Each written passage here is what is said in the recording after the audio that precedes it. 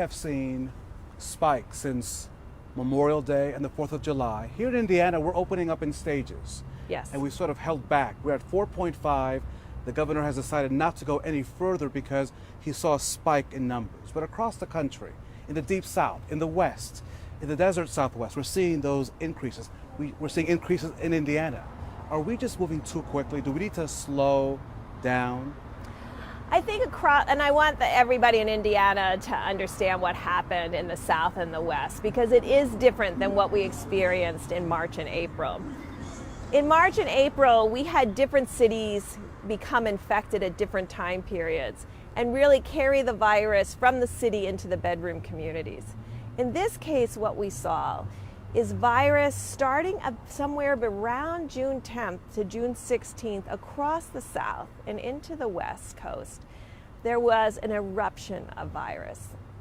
And that really tells us that it may have been circulating among asymptomatics, or very young people may have become infected first, didn't know they were infected, and continued to spread the virus. And so from Florida to Alabama to Mississippi to Louisiana to Texas and Arizona, the first group that we found to be positive were people under 30.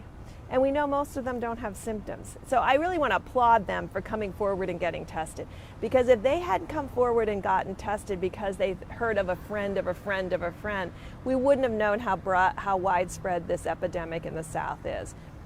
The governors across the South proactively, like your governor, 100% mask requirement, closed the bars, restricted indoor dining, told people not to gather at home in large parties.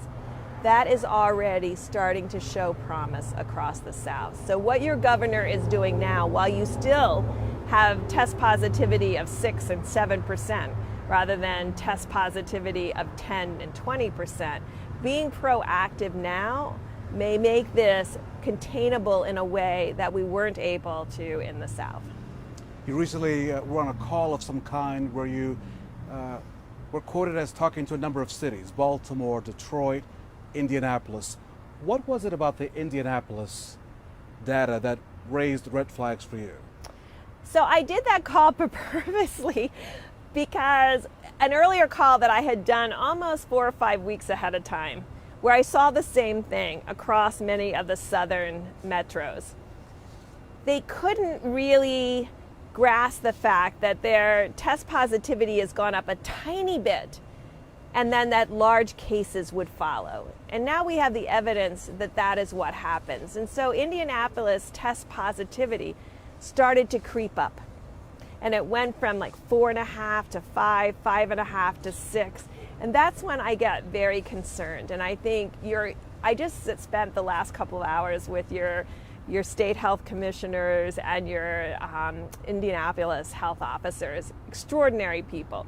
They saw the same thing. And they were already engaging and working with the governor and doing these changes. And I think we should see progress and decreasing test positivity over the next couple of weeks because of the changes that are being made.